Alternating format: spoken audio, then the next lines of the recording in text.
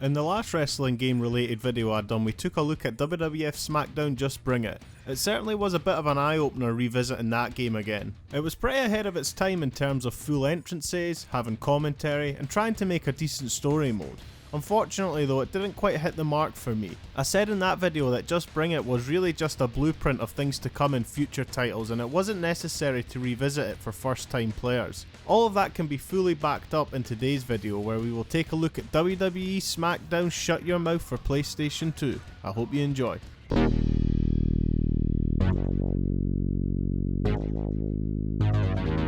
Like most games back then, the hype begins as soon as you see those snapshots in your favourite gaming magazines.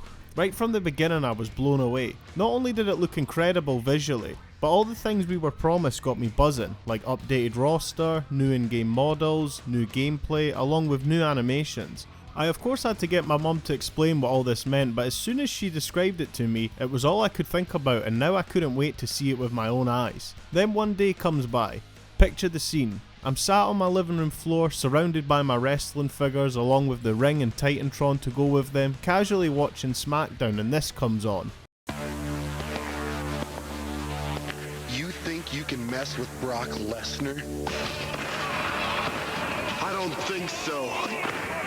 Go ahead and run. I will find you backstage, in the parking lot, wherever. Bring your alliances. Come with numbers. It makes no difference.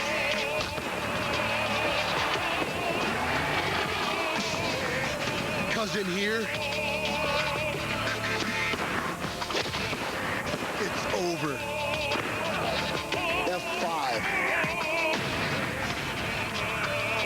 Smackdown. Shut your mouth.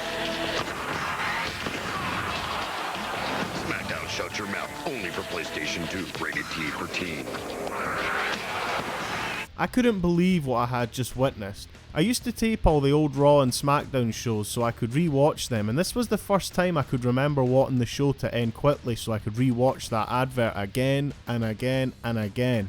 And I did. If what I hadn't seen in the magazine got me pumped enough already, this took it to the next level. It was exactly how I pictured it being after the screenshots I seen in the magazines. I swear this advert started my puberty early. This didn't look like a kid's wrestling game, more of a real man's wrestling game. Rewatching this again for this video still gave me goosebumps. Anyway, the date finally arrived. November 2002, and the game was released exclusively for the PlayStation 2. Once again developed by Ukes and published by THQ, so we already know we're in safe hands. I put the disc in and was greeted by the intro. Unfortunately I cannot play it due to copyright, but it's that now classic Smackdown introduction with Marilyn Manson's Beautiful People playing on top. Now this may be controversial to say, but I've always preferred the real life intros over an in-game made up from the bottom kind of intro. The previous game backs that up for me. Yeah, it looked great, but nothing like the actual gameplay we seen when we played it. I think they played it safe this time round by just sticking to the real life Smackdown intro so no disappointment could be had.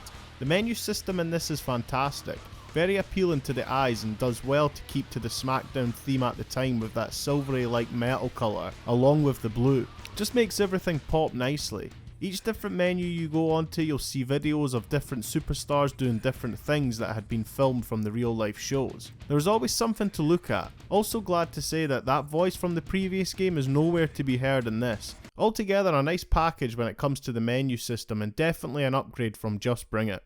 Like I always say, as soon as I get a new wrestling game, the first thing I always do is have a look at its roster, and I'm happy to report I was not disappointed by it. This was the first Smackdown game to be released after the WWE brand split. I know it's just the norm now, but at the time the brand draft was an absolute game changer, and one that took me a while to truly understand what it meant going forward for WWE. For those unaware of what the brand split was, basically they split Raw and Smackdown off into two separate shows with their own unique roster while still being under the same umbrella, that being WWE. I can remember watching the first draft brand split on an episode of Raw a few weeks after the now iconic WrestleMania 18 pay-per-view, with Vince McMahon being in charge of SmackDown and Ric Flair being in control of Raw. Each man would take it in turns to decide who they wanted on their respected show. At the time, I was devastated to see the end of potential rivalries I had enjoyed previously, with certain superstars being drafted apart. In my young head, I thought these superstars would never compete against each other again. It was also devastating seeing some of my favourite tag teams at the time being split, with the likes of Bubba Ray Dudley being drafted to Raw, while Devon was drafted to SmackDown, ending the Dudley Boys as a tag team for a brief period. Although at the time it was difficult for me to wrap my head around it, it did make sense at the time looking back now. By this point, it had nearly been a full year since the Monday Night Wars had ended, with WWE having an influx of new guys from newly bought out WCW. They had to do something like this to give superstars their time to shine. Also, even though SmackDown for a number of years had been seen as nothing more as WWE's B show, I think because of this draft and the superstars that ended up being drafted to SmackDown, we seen some of the best wrestling WWE had to offer at the time. Yeah, the initial draft itself was a bit rough at the start, but once we seen the likes of Edge, Eddie Guerrero, Chris Benoit, Kurt Angle and Brock Lesnar all eventually being on the same show, it truly was a joy to watch. Anybody who watched SmackDown during the peak years of the Ruthless Aggression era knows what I'm talking about. That brings me to the game's roster itself. It reflects the time flawlessly. A lot of the big names for the time are still here, with the likes of The Rock, Triple H, Stone Cold, Undertaker and Kane. However, we do have a few new faces for the SmackDown series, with the likes of Maven, Rico, Randy Orton and of course the next big thing himself, Brock Lesnar. One of my biggest issues I had with the previous game was how outdated the roster actually was by the time it was released. I'm happy to say we have some WCW and ECW guys included, with the likes of Diamond Dallas Page, Booker T, Lance Storm, Billy Kidman and Rob Van Dam. A few returners to a WWE game with the likes of Goldust, Mark Henry and X-Pac sporting his NWO look. Some of the bigger guys to make the return though was Kevin Nash, who was last seen in a WWE game back in 1994 on WWF Raw, which I've covered before, so if you haven't seen that, go and watch it. Probably the biggest of them all though for the time would have to be Hulk Hogan, in both his return look for 2002 but also his NWO look too. Both look fantastic. It's nice to see the NWO featured in the game, but it is disappointing that Scott Hall was not included, although initially he was supposed to be in it. All in, a great roster that has the right balance of old and new, and unlike the previous game, reflects the roster for the time perfectly. Before we get into the action, I must take a minute to go over the entrances in this game. If you couldn't already tell from the footage used when going over the game's roster, the entrances look fantastic. A huge upgrade from Just Bring It. Although back in the day the entrances from Just Bring It did make me lose my mind, they took it a step further here. With the updated graphics, they captured the entrances really well and stayed true to the real life entrances seen on TV back then. Now of course, the more popular you were on TV, the more effort went into your entrance. A few mid-carders have the same entrances, which is understandable, especially if they aren't that iconic. However, there are a few mid-carders that have brilliant entrances, like Goldust for example. They captured his likeness to perfection, especially by having that sort of gold tint overlay like they had on live TV. Or even Christian with having the continuous pyro falling from the stage. It truly looks amazing. For the top guys though, they went all out. Yeah, I know the Undertaker came out on his bike in the previous game, but look, the wheels turned this time. During Kurt Angle's entrance, we get to hear the crowd chanting "You suck" while he makes his way down to the ring.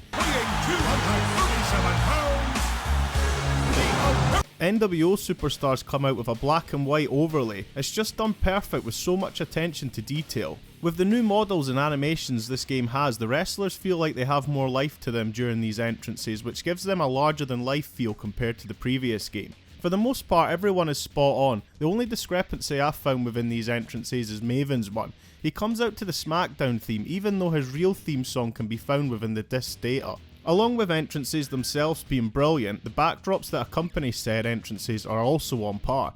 Not only do we have both the newly updated Raw and SmackDown stages for the time, we also have the Heat stage too. It doesn't stop there though, we also have a whopping 15 pay-per-view arenas too. These look incredible and are more or less identical to the real stages we seen on TV at the time. A huge upgrade from the previous game's 6 stages. Each arena has the real pay-per-view overlays when the wrestler's name pops up, along with the correct ring aprons, giving it that proper authentic feel. Speaking of overlays, one thing I really liked was the inclusion of the wrestler's Titantron video while their name is being displayed in the SmackDown Fist arena, just like how we've seen on TV. That's all for arenas just now, but we will be touching on them again shortly. All in though, a massive upgrade and one I welcomed with open arms. Now I think going forward in terms of gameplay, I'm not going to go over what the exact controls are because really at this point in time there wasn't much of a difference in controls for a period of time. What I will do however is go over any specific alterations they may have made to make the experience better and more enjoyable, and they certainly reached a really high point in this one, and the later games to come. If the entrances didn't give it away by looks alone, the gameplay too has had a massive overhaul. There is a lot more weight to the moves you can pull off. I felt like the wrestlers in the previous games in the Smackdown series felt incredibly light. Here you can truly feel the difference as soon as you pick it up. I'm not sure if it's due to every impact being accompanied by a big bang replicating the noise of a real ring,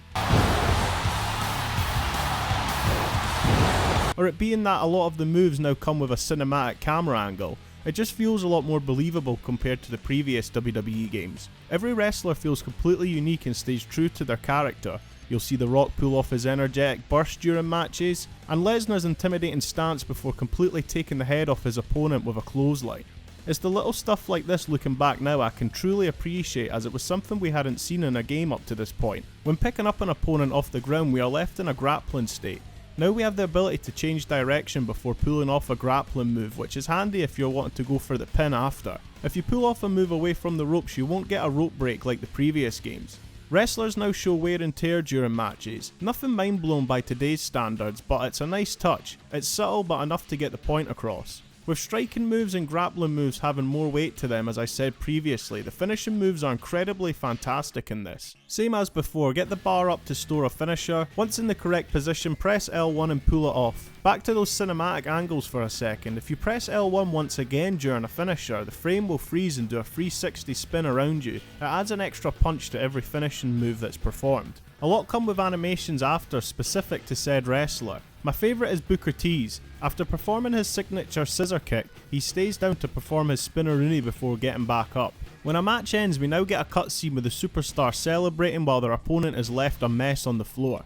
You can however choose to attack if you press X or circle button. You can also add salt to the wound of your opponent as the game says by pressing L2, but for some reason I couldn't get that to work for me. How you interact with weapons in this has been drastically improved. You can of course strike opponents with weapons, but now all weapons have a grappling move attached to them. For example, if you have a chair in hand, press circle and watch as your opponent gets a chair to the gut then DDT'd onto said chair. Same goes for trash cans. They'll be placed over the opponent's head. Really just about everything in the environment can be used to the player's advantage. You can lean ladders against the corner of a ring, Irish whip your opponent into them, and by pulling off a grapple move you'll pick the opponent up and fire them back first straight into it. My favourite though is if you just pull a grappling move while holding the ladders, you'll throw your opponent onto them. And if you have a wrestler with an aerial finishing move, it makes for some great set pieces. Some weapons even have finishers attached to them, like RVD's Van Daminator. Just have a finisher stored and press L1 while holding a chair and boom. Honestly, some of the most fun I had going back to this was seeing just exactly what moves can be pulled off with the selection of weapons available. Like I said, the whole environment is just about interactable in one way or another. You can remove the turnbuckles to expose the steel to deliver some devastating Irish whips into them. Interacting with the game's environment isn't strictly stuck to being in the ring though. Certain stages actually allow you to have the ability to climb them and to pull off moves from death-defying heights. If they connect, it looks unreal, but if not, then yeah, that happens. Whenever a wrestler falls from a big height, they just bounce all over the place. Pretty amusing if you ask me, and suits the game perfectly, showing you that it doesn't take itself too seriously. We also now have the ability to actually drive Undertaker's bike if you dare to. It's a bit awkward to use, but it's a hell of a nice touch to include. We have a whole load of new backstage areas for us to play in now also. We've got the backstage corridors, locker rooms, WWE New York, parking lots, and even a subway station which you can get on the train. Mad. Each one of these new areas all have their own objects you can interact with. Lockers that you can throw people in, vending machines that shoot out cans of juice when thrown into, and even cars that explode. Honestly, much like weapons themselves, I remember back as a kid throwing my opponent into everything in sight just to see what would happen, and 9 times out of 10 something would happen. A great inclusion is now tables have boundaries around them, both standard and announced tables. This means it's much easier to perform moves on them now without falling off of them, which was a big issue in all the prior Smackdown games. Commentary has been cut back massively in this, and you only ever hear it here and there. It's nowhere near as distracting as the previous game, thankfully. So yeah, all good in the gameplay department. There was only really one thing I noticed that didn't seem right, but to be honest it was in the previous games, and that is when both wrestlers run at each other. Sometimes nothing happens and you both just continuously run past each other looking like idiots. It can be easily stopped if you just stop to pull off a normal move, but I want to hit them with a damn running move. No biggie though. Also, you can't fight in the crowd anymore, but with how terrible it looked in the previous game and all the incredible updates they have given us here, it's easy to look past. So with everything I just mentioned, these make the different match types a lot more enjoyable to play. Now I'm not going to go over every single match type in this game and bore you to death. If you're a fan you'll know what to expect, but with the updated game mechanics it feels a lot more fresh, making them a joy to play.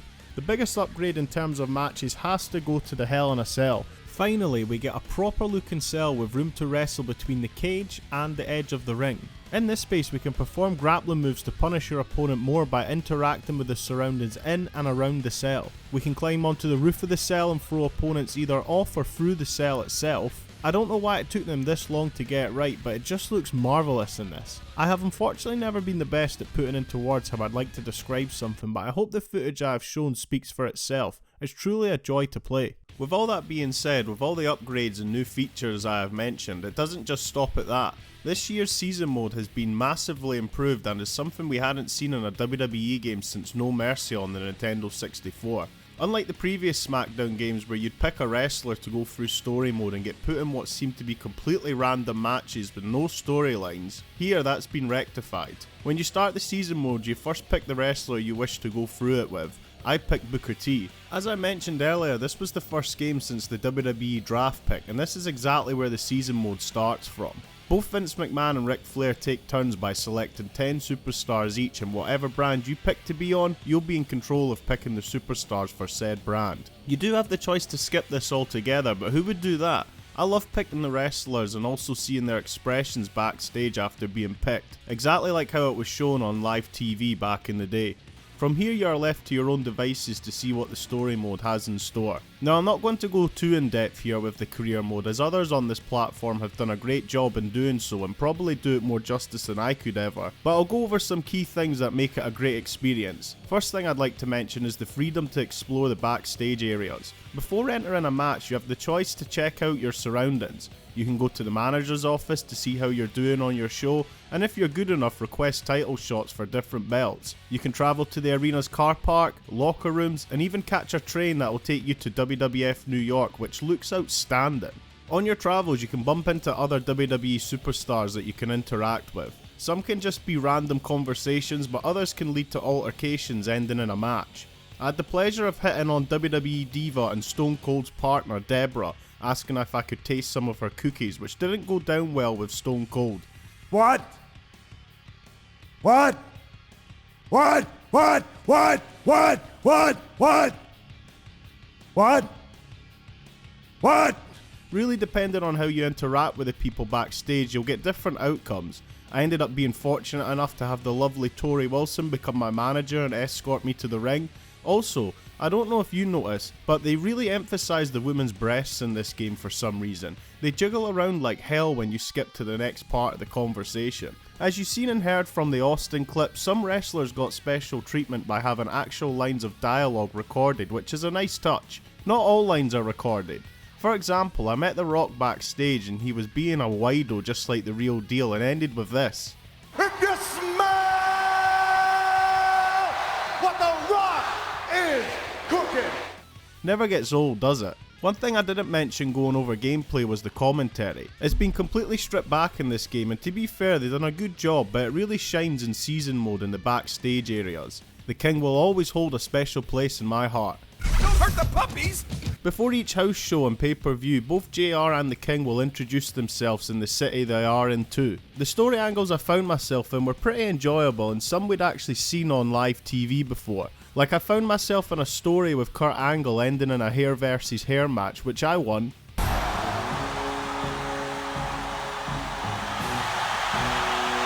The feud I found myself in with The Undertaker, which ended with me becoming the WWE Undisputed Champion, was really fun. Must have gone on for a month in-game with cutscenes of him calling me out at WWE New York and me having to get on a train to confront him, which resulted in me being jumped. It's not just yourself that's in a story angle though. Vince McMahon and Ric Flair were feuding through my whole playthrough, which was being covered at all times when something unfolded, which made me feel as if the whole locker room was involved in some sort of story in one way or another. It wouldn't be a WWE experience without surprise returns on live TV, which we got treated to here with the likes of Shawn Michaels and the Peacemaker herself, Linda McMahon, which got a pop from me. As great as the angles were, which I found myself in at times, others it felt like nothing was progressing for me by being put in random singles matches against the likes of Rhino twice after literally just becoming the undisputed champion. But thankfully, as I said, with the Vince and Flair story, it grabs you back in instantly without becoming too boring. Story mode is the only way you'll be able to see wrestlers with title belts. You can't have belts change in hand through exhibition mode. It's all exclusively done by playing the story mode, and they look great. Having Taker come out on the bike with the belt around his neck is a great little attention to detail that didn't go unnoticed for me. By playing through story mode, it allows you to unlock in-game items. These can be found at the WWE shop inside the arena, so you can keep track of what you have and what you haven't unlocked. To unlock items, you must compete at a pay-per-view to then be able to choose the unlockable items which is available from said pay-per-view. These range from different attires, movesets, and create parts for Create a Wrestler. Actual wrestlers themselves like X-Pac and Hollywood Hulk Hogan can be unlocked too, as well as the arena in which you just competed in. Given there can be up to 5 or 6 items to choose from, you'll have to go through the story mode a few times to unlock everything, so it gives you a good incentive to keep playing.